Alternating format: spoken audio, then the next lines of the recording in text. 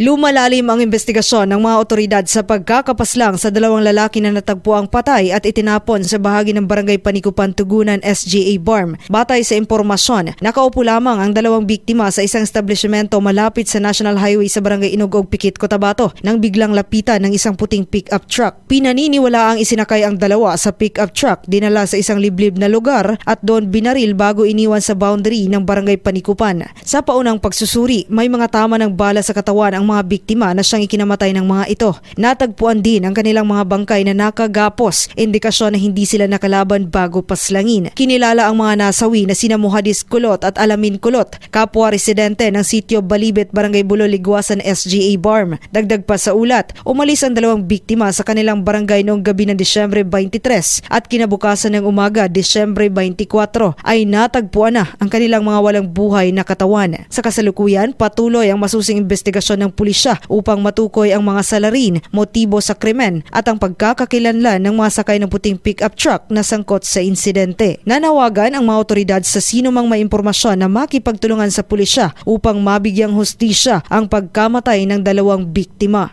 Joanne Oranio, NDBC Bida Balita.